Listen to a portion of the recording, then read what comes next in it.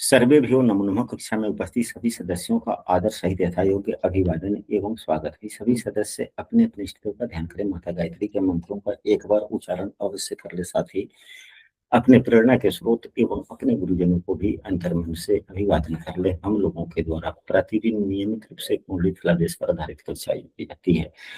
आज का जो विषय वस्तु है, जैसा कि आप लोग व्हाट्सएप पर देख रहे हैं, लिखा गया है कि 64वां नवमांश क्या है, इसका फलादेश में हम लोग उपयोग कैसे करें। यदि कोई कक्षा में नया है और प्रतिदिन की कक्षा में शामिल होना चाहते हैं तो स्क्रीन पर दिख रहे नंबर पर व्हाट्सएप पर कक्षा में कंटिन्यू हो सकते हैं। तो 64वां नवमांश लग्न कुंडली का बहुत ही संवेदनशील स्थान होता है। 64वां नवमांश लग्न कुंडली का संवेदनशील अंश होता है। 64वें नवमांश को हम निधनांश भी कह सकते हैं। निधन वाला अंश यानी कि मृत्यु अंश भी कह सकते हैं। इसका निर्धारण हम सब कैसे करें? तो लग्न से 8वें भाव का, लग्न से यदि यह उदाहरण कुंडली है, यहाँ पर लग्न में कर्क राशि लिखी गई है, तो इससे 8वें भाव का नवमांश ही 64वां नवमांश होता है। एक राशि में 9 नवमांश होते हैं, तो 9 यहां से हुआ,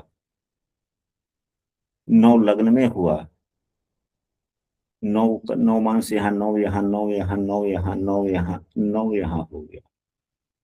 तो कुल कितने हो गए? यहां से तक यहाँ तक 7 भाव हुए। 7 गुने 9 हम लोगों ने किया था, 7 9 63 हो गया। 7वें भाव तक 63 नवमांश हो जाते हैं। फिर 8वें भाव, 8वां भाव का नवमांश ही 64वां नवमांश होता है। इसका निर्धारण हम लोग कैसे करें? तो यहाँ पर लग्न का अंशात्मक मान 20 है। लग्न का अंशात्मक मान 20 है। तो यह यदि पूरे 20 पर है तो यह कौन सा किस नवमांश में चला जाएगा? यदि पूरे 20 है या 20 से कम है तो छठे नवमांश में होगा। अगर 20 अंश से, 20 डिग्री से एक भी मिनट या एक भी सेकेंड आगे चला गया तब वह 7वें नवमांश में चला गया। किस नवमांश में चला गया? 7वें नवमांश में चला गया। अगर यहाँ पे 20 लिखा गया है, अगर यह 20 अंश 1 मिनट हो, 35 सेकेंड हो, कुछ भी हो, तो यह 7वें नवमांश में। नियम यह कहता है कि लग्न के अंशात्मक मान को हम लोग 8वें भाव में रख दे। लग्न के अंशात्मक मान को 8वें भाव, यानी कि 20 एक यहां भी हम लोगों ने रख दिया, 20 1 35। अब यह 8वें भाव में जो राशि बनी हुई है, 8वें भाव में जो राशि बन गई, उस राशि का यह 20 1 35 कौन सा नवमांश हुआ? तो यहाँ जो कुंभ राशि है, तो यह किस नवमांश में गया? 20 1 यह तो 7वां नवमांश हो गया। कुंभ राशि का 7वां नवमांश हो गया। तो कुंभ का नवमांश कहाँ से शुरू होता है? मेष में गया गुरुदेव। कुंभ का नवमांश कहाँ से शुरू होता है? तुला। तुला से शुरू होता है। तो तुला से 7वें मेष गया, तो यहाँ पर यह मेष हो गया। तो हम लोगों ने क्या सीखा यहाँ पे कि यह तो नवमांश है, तो 64वां नवमांश यदि हम लग्न का 64वां नवमांश देखते हैं तो नवमांश कुंडली के चौथे भाव में पड़ी हुई राशि 64वां नवमांश की राशि होती है। अगर हम गणित नहीं करना चाहते, अगर हम यदि हम गणित नहीं करना चाहते तो हम ऐसे भी समझ सकते कि नहीं समझ सकते हैं?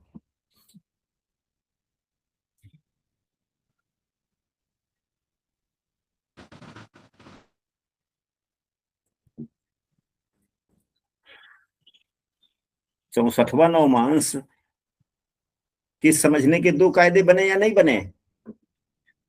जी गुरुदेव, एक तो गणितीय बताया था आपने और एक ये हो गया।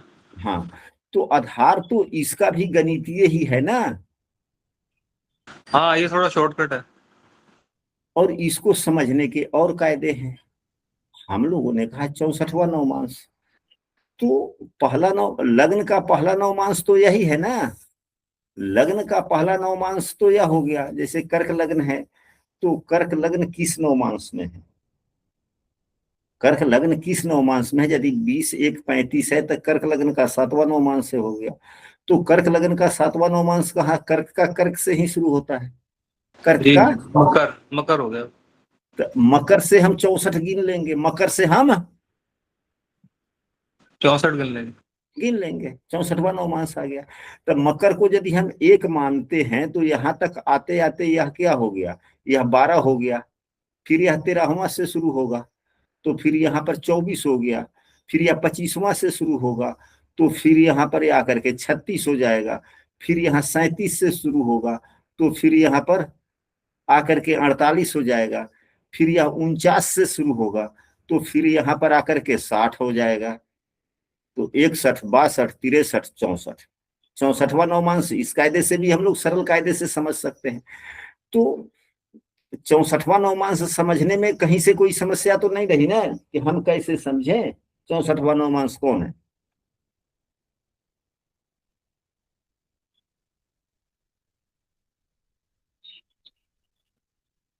यदि किसी भी सदस्य को 64वां नवमांश समझने में समस्याएं आ रही हो तो बोले कि हमने अभी तक नहीं समझा। गुरुजी एक बार फिर से दोहरा दें। अरविंद मित्तल जी, कृपया आप समझा दें इनको। गुरु जी मैं तो पहला जो मेथड है उससे बता पाऊंगा। हाँ जी, उसी से बता दीजिए। देखिए जैसे D1 में कर्क लगन है अपने पास में, ठीक है। जी अब इसका हम लग्न का अंशात्मक मान देखेंगे, 20 डिग्री और कुछ कला है, ठीक है ना।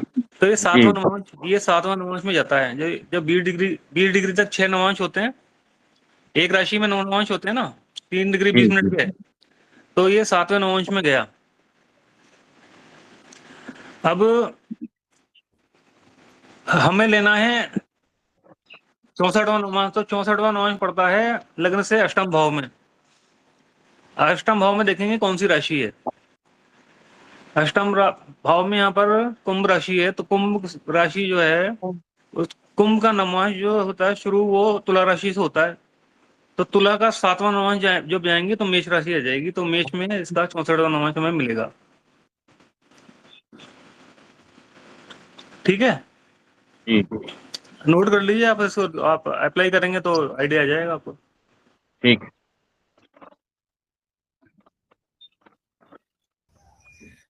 हाँ, तो हम भी इनकी बातों को पुनरावृत्ति कर देते हैं। बातें वही है, लग्न का जो भी अंशात्मक मान होता है उस अंशात्मक मान को हम 8वें भाव में रख देते हैं।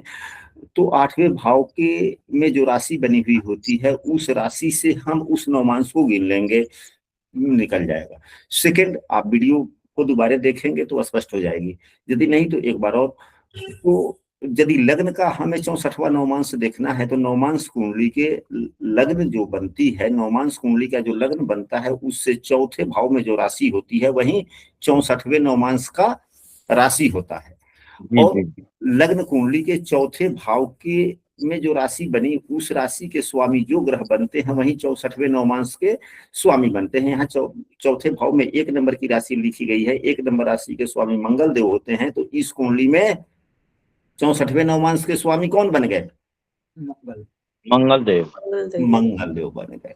अब यहां तक तो हम लोगों ने समझ लिया।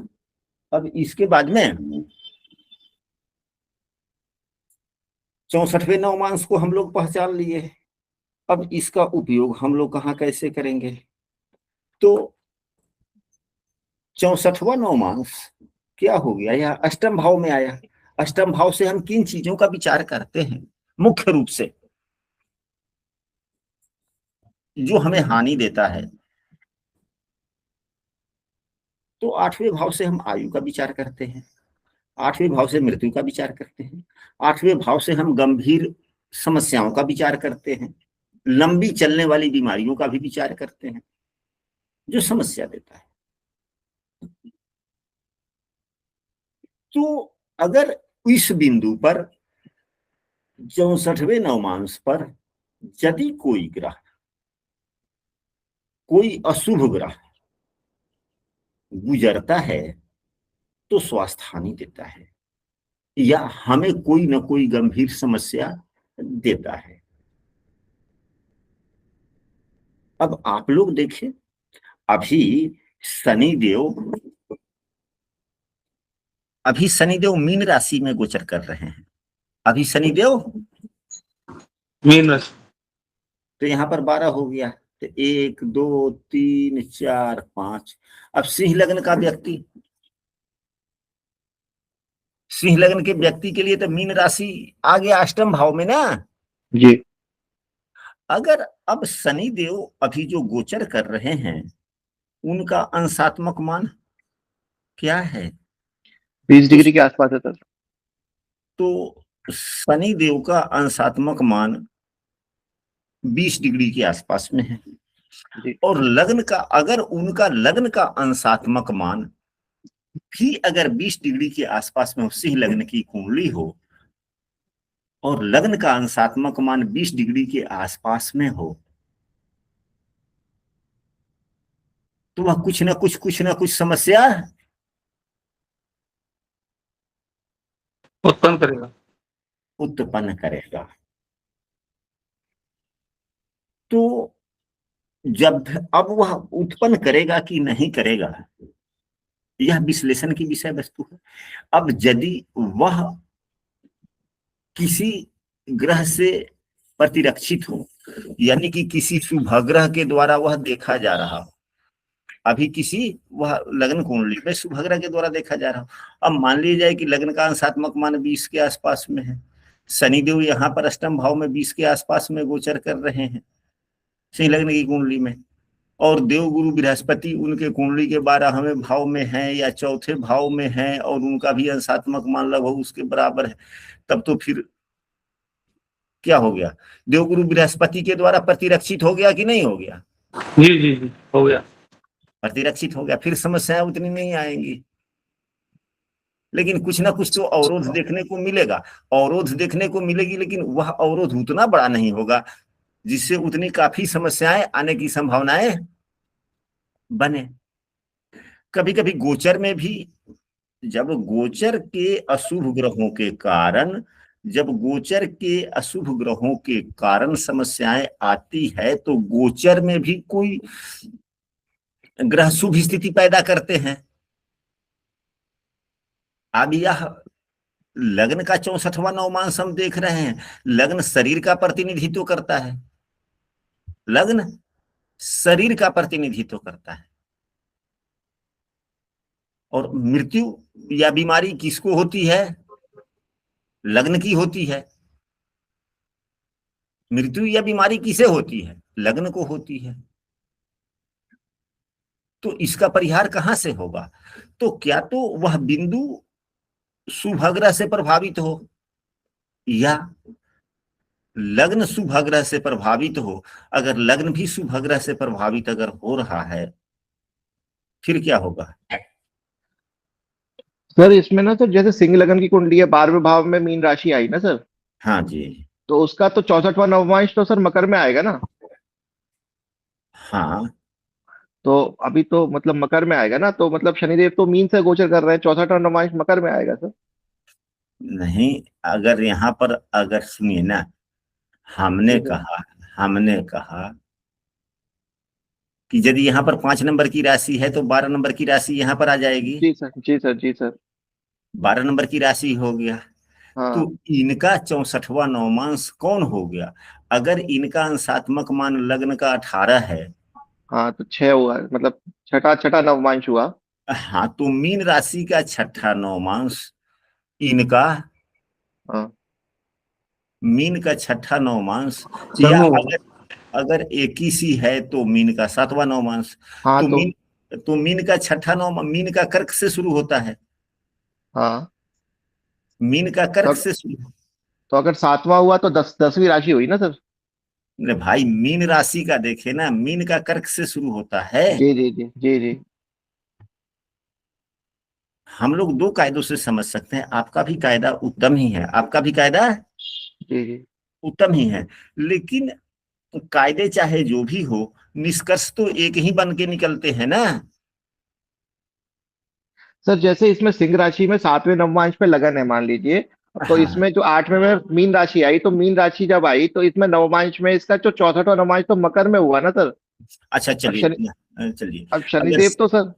हाँ रुके ना हम बता रहे, अगर यह 21 अंशों के हैं, जी सर। लग्न 21 अंश जो आप बोल रहे हैं, हम लोग उसी को उदाहरण मान लेते जी हैं। सर जी सर जी सर। और शनि तब यहाँ पर अगर 5 नंबर की राशि है तो यहाँ 12 नंबर की राशि हो जाएगी। हाँ जी 12 नंबर हो गया। और शनि देव गोचर कर रहे हैं अभी जी यहीं सर पे। जी सर जी सर। शनि देव का भी अंशात्मक मान 20-28 है जी जी जी। आज के तारीख में। लग्न यदि 21 अंशों का है, हम्म। तो अब तो यह 64वें नवमांश पर से ही गोचर कर रहे हैं ना। 64वां नवमांश तो लग्न के अंशात्मक मान को 8वें भाव में रख दिया जाता है, तो वही बिंदु जो बनती है वह जी 64वें नवमांश की बिंदु हो गई। एक एक पॉइंट को समझते हम लोग चले। यह जी 64वें नवमांश की बिंदु हो गई कि नहीं हो गई, 21 जी जी अंश। जी बिंदु हुई, हाँ। हाँ बिंदु हो गया। अब इसको यदि आप कहते हैं कि अब 64वें नवमांश की बिंदु पर आ गया, तो अब यह कौन सा नवमांश होगा? तब मीन राशि का नवमांश कहाँ से शुरू होता है? कर्क से शुरू। तो कर्क से शुरू होता है, तो कर्क के 7वें कौन आ जाएगा? कर्क मकर आ जाएगी सर। मकर आएगा, शनि बना। शनि बना। मकर आ जाएगी, शनि बना सर। तो शनि बना तो ठीक है, चाहे जो भी बनते हो। अब ये कोई जरूरी नहीं है कि शनि ही आपके 64वें नवमांश बन जाए। यहाँ तो संयोग से 64वें नवमांश के स्वामी भी हो गए। जी जी तो अब शनिदेव इनका 64वां नवमांश बना मीन राशि का 7वां। जी सर। तो शनि भी तो मीन राशि के 7वें पर से ही गोचर कर रहे हैं ना। अच्छा अच्छा, इस तरह से सोचे हैं हम। जी। गुरुजी, पर मकर राशि का क्या यहाँ पर रोल हुआ? मतलब जैसे मालिक तो चलो शनि बन गया, मकर राशि का है इसलिए 64 नवमांश का। हाँ। लेकिन 64वां नवमांश तो फिर मतलब मीन राशि में आएगा या मकर राशि में आएगा? 64वां नवमांश तो सर मकर में पड़ा ना सर, हम यही हाँ बात मतलब। 64वां नवमांश मकर राशि का हो गया। इसके नवमांश के स्वामी शनिदेव हुए। जी। तो गुरुजी, प्रॉब्लम मीन राशि में गोचर करने से आएगी या मकर राशि में गोचर करने से आएगी? है ना, जी आपका क्वेश्चन यही है ना बस? हाँ, यही है सर, मेरा यही है। हाँ तो चलिए ना, अब उसी पॉइंट पर तो आते हैं। जी जी जी मूल बिंदु यह है कि जब भी कोई ग्रह 64वें नवमांश पर से गुजरता है, तो 64वां नवमांश तो यह हो गया मीन राशि का 21 डिग्री। 21 डिग्री हुआ। तो जब भी कोई ग्रह, आप लोग देखे ना कि आपके लग्न का मान क्या है और आपके अष्टम भाव में कौन सी राशि है, और लग्न के अंशात्मक मान के बराबर यदि कोई अशुभ ग्रह अष्टम भाव से गुजरता है, अष्टम भाव में आता है और लग्न के अंशात्मक मान के आसपास में आता है, वह समय क्या आपको समस्या दिया, मिला या नहीं मिला? पहले इस विषय वस्तु पर चर्चा हो जाए, फिर हम लोग नवमांश की राशि पर आ जाएंगे। जी गुरुदेव जी। जी। कष्ट मिला सर, मुझे तो काफी कष्ट रहा सर। कुंभ में तो 1.5 साल पहले ही था सर, वो 21 डिग्री पे 2 साल पहले। अच्छा 2 साल पहले रहा। तो आपका भी लग्न कर्क ही है? ना, मेरा लग्न तो सर ये है, कर्क है सर, हाँ। हाँ कर्क लग्न है। और जब जी। कुंभ राशि में लग्न का अंशात्मक मान आपका 21 डिग्री है मेरा। 21 डिग्री है, तो आज से ठीक 2.5 साल पहले लगभग, हाँ, लगभग इसी पे था सर। तो लगभग इसी पे था। हम्म। तो समस्याएं देखने तो को मेरे कोई मिली या काम नहीं नहीं? बने, कष्ट भी रहा, हाँ। जी सर जी सर जी सर जी सर। तो यह सूत्र तो जब हम लोग उसी सूत्र को ज्यादा याद रखें, समझें कि जो सूत्र हम लोग पढ़ते हैं, जो पुस्तक की है, पढ़ते भी हैं और उसको समझते भी हैं, अपने कुंडली पर लगाते भी हैं, और वह हमें जीवन में उस प्रकार की घटनाओं को परिलक्षित करता है, तो उस सूत्र को हम सबों को याद करना चाहिए, समझ के रखना चाहिए, ताकि उसी सूत्र को जो हमारे कुंडली पे लगते हैं, उसी सूत्र के आलोक में हम दूसरे भी कुंडली पर लगा करके हम अपना सुझाव सलाह जी सर, दे सकते हैं। तो अभी तक हम लोगों ने सीखा कि यदि कुंडली का कोई भी अशुभ ग्रह 64वें नवमांश के ऊपर से गुजरता है तो स्वास्थ्य हानि देगा, या कोई अशुभ घटना को प्रदर्शित करता है, या हमें काफी समस्याओं को देता है। अब यह शनि ही नहीं, कोई भी अशुभ ग्रह शनि राहु विशेष रूप से माने जाते हैं। शनि राहु विशेष रूप से अशुभ ग्रह है। हालांकि अशुभ ग्रह मंगल भी है, शनि राहु केतु मंगल भी है, लेकिन मंगल का राशि परिवर्तन बड़ा जल्दी हो जाता है, 1.5 महीने में हो जाता है। शनि राहु केतु, शनि देव 2.5 साल, राहु केतु 1.5 वर्षों तक एक राशि पे रहते हैं। तो उस बिंदु के अगल बगल में शनि और राहु थोड़ा लंबा दिनों तक रहते हैं, थोड़ा लंबे दिन तक रहते हैं। यह भी हो सकता है कि आपका 64वां नवमांश का स्वामी कोई भी ग्रह हो, वो शुक्र देव भी हो सकते हैं, बुध देव भी हो सकते हैं, चंद्रमा भी हो सकता है, सूर्य भी हो सकता है, गुरु भी हो सकते हैं, शनि भी हो सकते हैं। अब दूसरी नंबर वाली बात, दूसरे पॉइंट पर आते हैं। 64वें नवमांश के स्वामी जो भी कुंडली में बनते हों, अब इस उदाहरण कुंडली में 64वें नवमांश के स्वामी कौन बने? शनि बनेगा। अरे भाई, यहाँ 64वें नवमांश के स्वामी इस उदाहरण कुंडली में जो हम लोगों को इसमें मंगल बने सर, इसमें मंगल बने। हाँ, तो यहाँ पर तो हम लोगों ने एक बात अभी तक समझा कि 64वें नवमांश पर, यानी कि लग्न का जो अंशात्मक मान है, वह उस अंशात्मक मान पर 8वें भाव में पड़ी हुई राशि पर से यदि कोई अशुभ ग्रह का गोचर होता है तो हमें समस्याएं देते हैं। एक बिंदु हम लोगों ने यह समझा।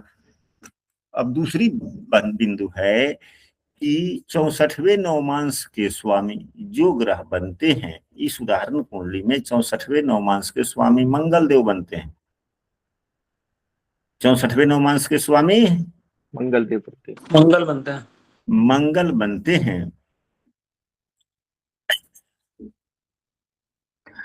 तो मंगल के ऊपर से, मंगल अब आपके कुंडली में जहां हो, मंगल आपके कुंडली में जहां हो, अब इस उदाहरण कुंडली में मंगल कुंभ राशि में 7 अंशों के हैं, तो मंगल के ऊपर से, यानी कि मंगल देव अगर यहाँ पर 8वें भाव में है, यदि मंगल देव अगर दूसरे भाव में भी होते, अगर 12 अंशों के होते, तो मंगल के ऊपर से जन्म कुंडली के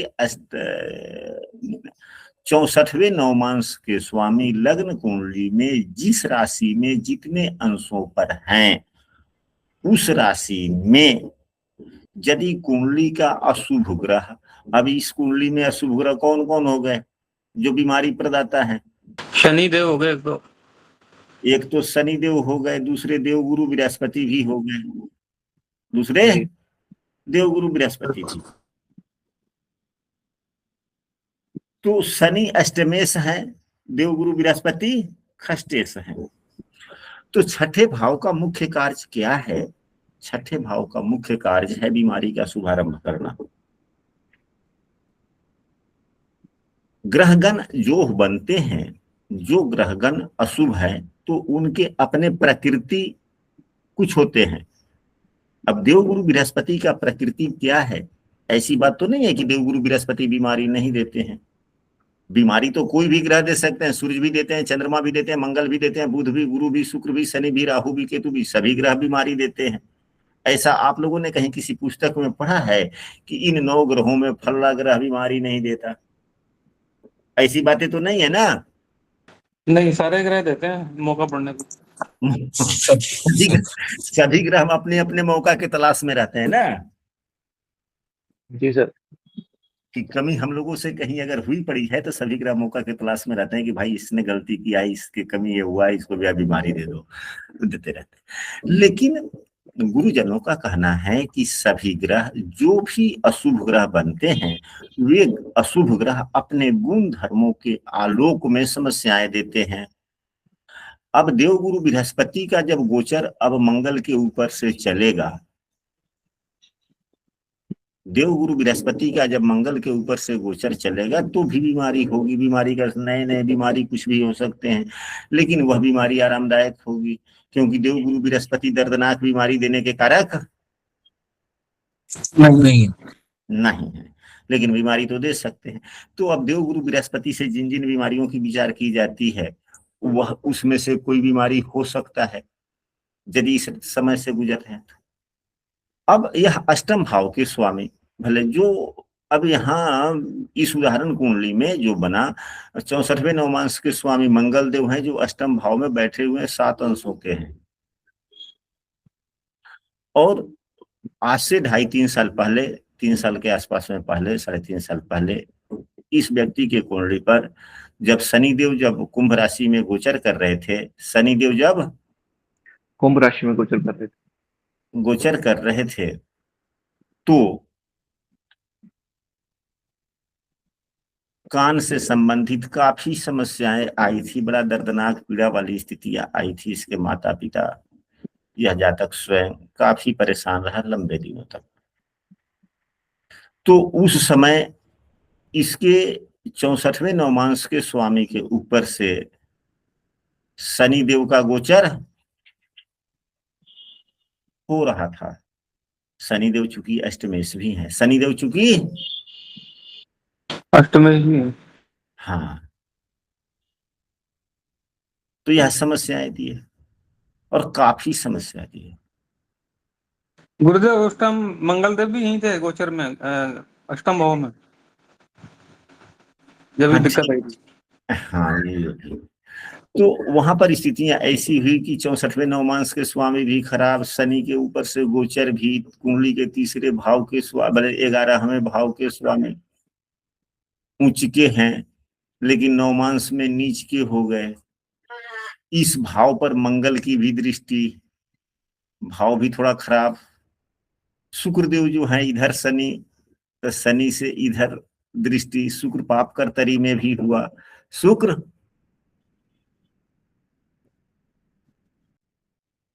पाप कर्तरी में भी हो गया। 11वें भाव में छठे भाव के स्वामी बैठे थे उस समय, या गोचर कर रहे थे, ऐसा वैसे ध्यान नहीं है, लेकिन गुरु का गोचर यहाँ पे रहा होगा।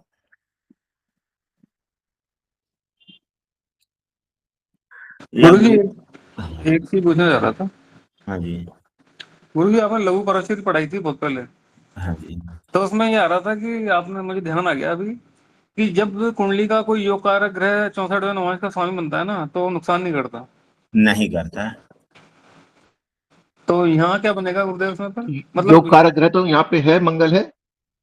हाँ मंगल, देखिए आपके प्रश्न उत्तम हैं, और उत्तम ही नहीं अति उत्तम है। हम लोग यह 64वें नवमांश की जो क्लास है एक रोज में समाप्त होने वाली नहीं है, 2-3-4 क्लास चलेगी इस पर। तो योग कारक ग्रह क्या है? समृद्धि का परिचायक है। क्या है? समृद्धि का परिचय, न कि बीमारी रोकने वाला है। ठीक है। ग्रह तो मतलब वो दिक्कत देगा अगर बिगड़ गया तो। बिगड़ गया तो समृद्धि स्वास्थ्य भी, भी देगा, हाँ समृद्धि। समृद्धि अपने अलग जगह है, मतलब वो भी देगा और वो भी देगा। हाँ, तो पर जब गुरु भी जी इस पे गुरु की दृष्टि नहीं है क्या 8वें भाव पर? है, तो उससे कुछ फर्क नहीं पड़ेगा? नहीं पड़ा। अब क्यों नहीं पड़ा शेष देख लीजिए इस कुंडली पर। गुरु जी एक इसमें बहुत बढ़िया योग हो रहा है, इसमें एक्सचेंज है गुरु और इसका, शुक्र का। हाँ, लेकिन वह एक्सचेंज उतना लाभकारी नहीं है। अब देवगुरु बृहस्पति का अंशात्मक मान 20 है, शुक्र का 7 है, 13 अंशों का अंतर है। शुक्र नवमांश में नीच का हो गया,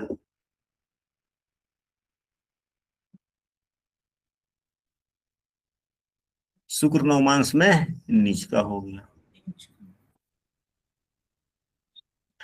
और अंशात्मक मान भी काफी दूरी है, 13 अंशों की दूरी है। तो अगर ये एक्सचेंज हुआ तो दोनों ग्रहों का अंशात्मक मान यदि समान रहता या समान के समकक्ष रहता तब तो यह ज्यादा लाभ देता ना। सही है। अंशात्मक मान में जितनी ज्यादा दूरी होती चली जाएगी वो योग तो प्रभावी कम होते चले जाएंगे ना। हाँ 25% प्रभावी हो गया, चौथे 4 नवमांश का है अंदर। अब यहाँ पर देखें कि देवगुरु बृहस्पति 20 अंशों के हैं, मंगल 7 अंशों के हैं, तो दृष्टियां भी तो प्रभावी रही क्या? नहीं गुरुजी, नहीं। इसलिए फलादेश में अंशात्मक मान का बहुत काफी महत्व है। गुरुजी, हाँ जी। तो इस टाइम पे ये कान की बीमारी क्यों हुई, जबकि सेकंड भाव सूर्य लगन के समीप था, वो भी अष्टम भाव में बढ़ता था, कुछ तो फेस से और रिलेटेड प्रॉब्लम भी आ सकती थी। हाँ जी, जैसे सूरज इस समय 20 डिग्री 24 डिग्री पे ही है, लगन 20 डिग्री का है, ये अष्टम भाव में बैठा है, इस पर वो भी चल रही है, क्या कहते हैं 64वें नवमांश की। तो फेस पे, किसी चेहरे पे, दांत में या वैसे कुछ और प्रॉब्लम आ सकती थी। कान में कैसे है, शुक्र भी पीड़ित है पर फेस का ज्यादा नहीं लग रहा। हाँ तो अब जिस समय स्वास्थ्य हानि हुई थी, लगभग 23 की बात है, तो उस समय ग्रहों का गोचर से कहीं लग्न शुभ रहा हो, जी यह भी तो हो सकता है ना। जी, गोचर से बच गया हो, बचाव हो रहा होगा। गुरुजी वैसे 11वीं राशि अष्टम में तो उस वक्त है। 23 में उस वक्त देवगुरु बृहस्पति मीन राशि में थे। 2023 में देवगुरु बृहस्पति, लगन का बचाव हो गया थोड़ा सा। तो जब देवगुरु बृहस्पति मीन राशि के थे उस वक्त, तो लग्न पर इनकी उच्च की दृष्टि थी। जी जी जी, तो रक्षा लग्न का कर दिए। अच्छा हो गया। छोटा कष्ट मिला थोड़ा। लेकिन अब यहाँ पे दूसरा भाव खराब, 11वां और तीसरा भाव खराब, कान से संबंधित दर्दनाक स्थितियां हुई, काफी दर्द होता था, लड़का रोता था, कलपता था, काफी समस्याएं आई। गुरुजी केतु भी बैठा है 11th हाउस में, ये भी दिक्कत दे रहा है। हाँ जी, और ब्लड से संबंधित कुंभ आगे राशि अष्टम में पड़ गई, ये भी दिक्कत दे रही है शायद कान हाँ, की। कान में सुसुबाहट हुआ हल्का फल्का, उसको अपने से जो है थोड़ा सा ये वो किया, कान से ब्लड वगैरह निकल गया, घाव बन गया, और काफी 3-4 महीने तक परेशान रहे।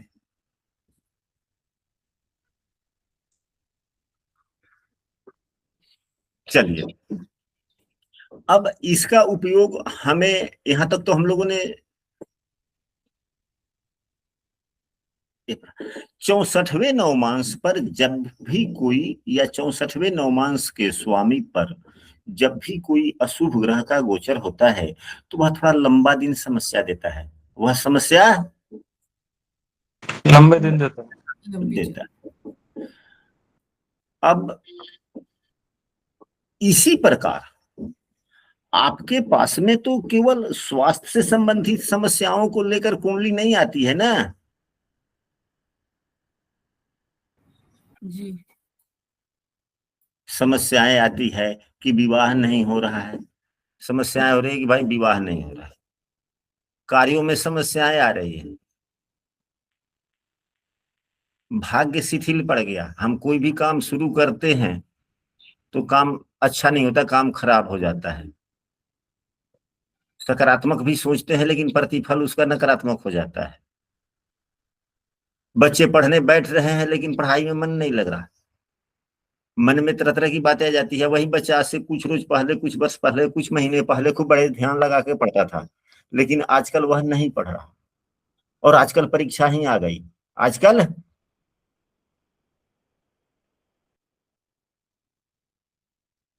परीक्षा का समय भी आ गया और आजकल पढ़ने में मन भी नहीं लग रहा है इसका। ऐसे ढेर सारे प्रश्न आते जाते होंगे, आते हैं कि नहीं आते हैं? जी गुरुजी। अब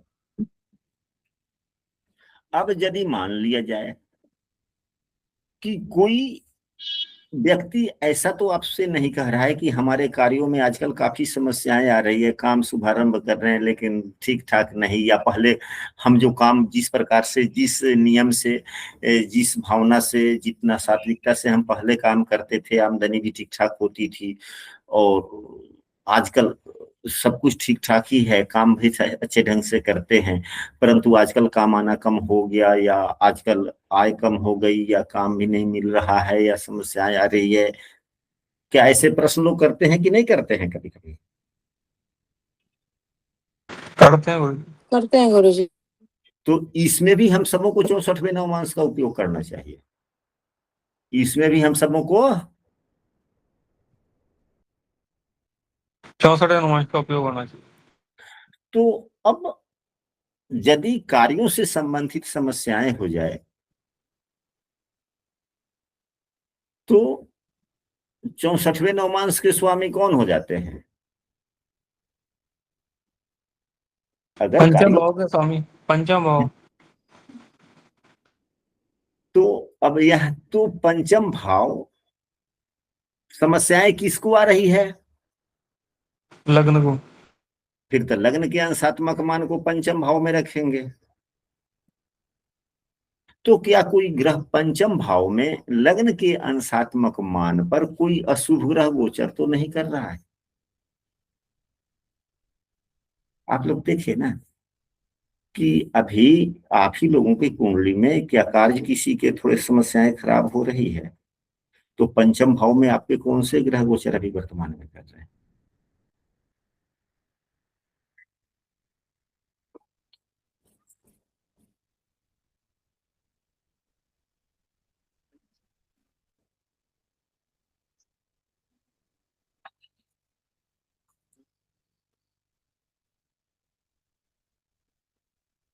गुरुजी एक प्रश्न और था कि एक मिनट, हाँ बोलिए, बोलिए बोलिए, पहले आप ही की बात सुनते हैं। जैसे गुरुजी आपने बताया कि 64वें नवमांश की क्लोज डिग्री में अगर जाएगा मैलेफिक, अगर वहां पे अष्टक वर्ग में बिंदु अधिक है तो थोड़ा रिलैक्सेशन मिलेगा क्या?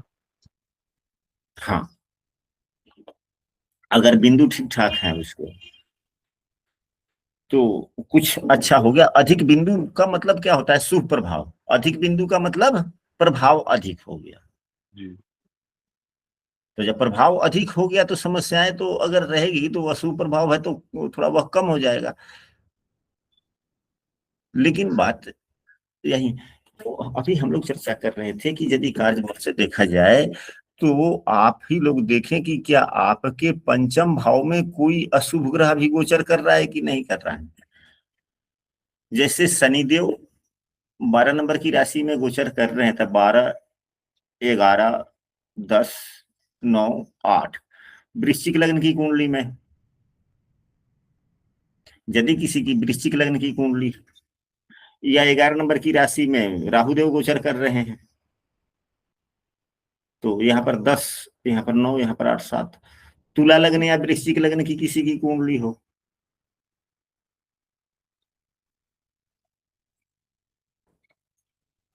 तो तुला लग्न वाले के लिए, तुला लग्न वाले के लिए यहाँ पर 7, 8, 9, 10, 11 तो राहुदेव हो गए। अगर लग्न के अंशात्मक मान, अभी राहु का जो गोचर का जो अंशात्मक मान है लगभग 6-7 है, राहु का अंशात्मक मान गोचर में, तो लग्न का अंशात्मक मान यदि उसके आसपास में है तो समस्याएं आएगी कार्यों में।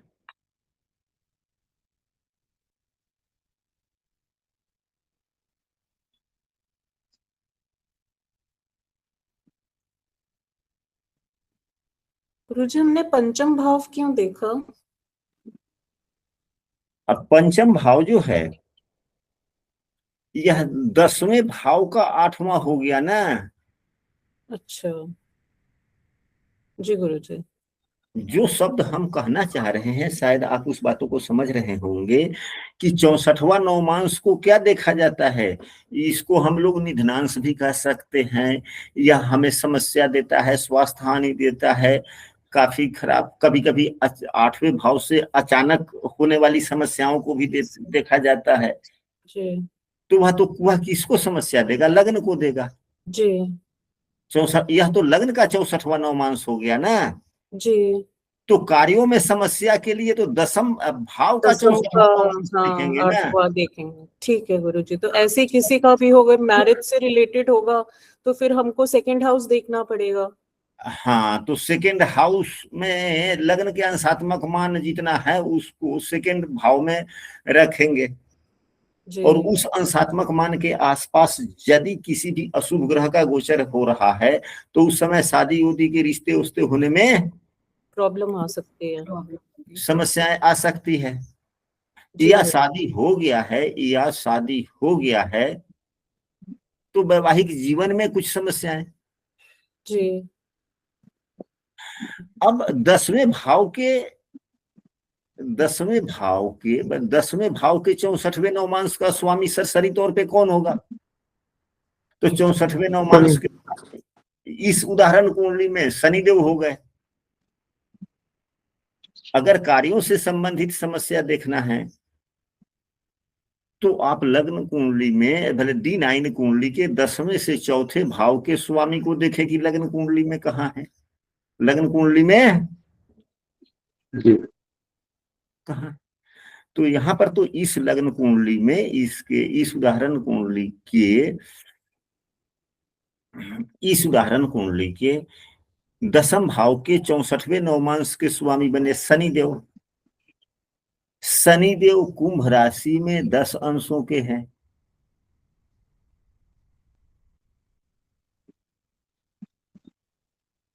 अब यहीं पे कुंभ राशि पर ही जो शनिदेव जहां पर है, वो यहीं पर अभी राहुदेव का भी गोचर चल रहा था। अब तो थोड़ा पीछे आ गए ये, अब तो थोड़ा जी पीछे हो गए।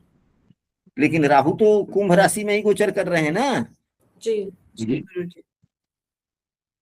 तो यह व्यक्ति के कार्यों में समस्याएं आना, कार्यों में मन न लगना इत्यादि काफी समस्याएं चल रही थी, जिससे इसके घर वाले, परिवार वाले काफी चिंतित रहा करते थे। अब धीरे धीरे स्थितियां अब कुछ सामान्य सुधर रही है। गुरुजी गोचर में अगर किसी अन्य भाव में बन रहा हो ये पोजीशन, तब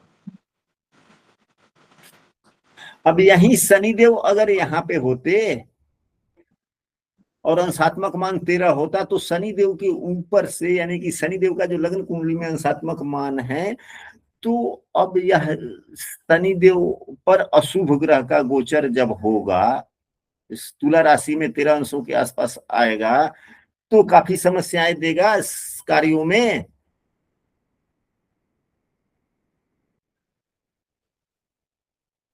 यानी कि आप लोग देखिए, आपके नवमांश कुंडली के लग्नेश कौन है? 10म भाव के यह 64वें नवमांश स्वामी बने ना। जी गुरुजी। कौन बना? तो D9 कुंडली का लग्नेश बना। पहले D9 कुंडली का लग्न बना, तो D9 कुंडली का लग्नेश कौन है? आप देखिए आपके कुंडली में कहाँ बैठा हुआ, किस राशि में बैठा हुआ। जिस राशि में बैठा हुआ है उस राशि पर किसी अशुभ ग्रहों का गोचर कब हुआ था? यह ज्योतिष की क्लास है। ज्योतिष की क्लास को 80% रिसर्च माना जाता है। 80% रिसर्च। तो हम लोगों को पढ़ते पढ़ते रिसर्च करना चाहिए। हम लोगों को पढ़ते पढ़ते रिसर्च करना चाहिए।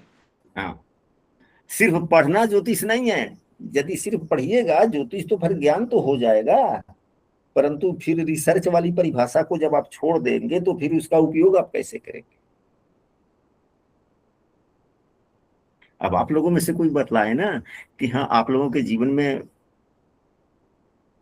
कार्यों से संबंधित, तभी तो बात आगे बढ़ेगी। जहां पे प्रश्न उत्पन्न हो जाता है तो बगैर उत्तर के प्रश्न आगे नहीं बढ़ते।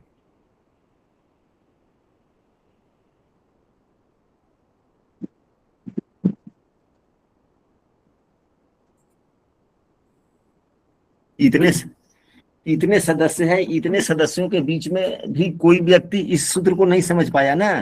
यदि आप लोग समझते तो आप लोग प्रति उत्तर जरूर देते। यदि नहीं समझ में आया तो आप लोग बोले, पुनः हम लोग इन सूत्रों को दोबारा चर्चा करेंगे। जी गुरुदेव, दोबारा ही ठीक रहेगा गुरुदेव।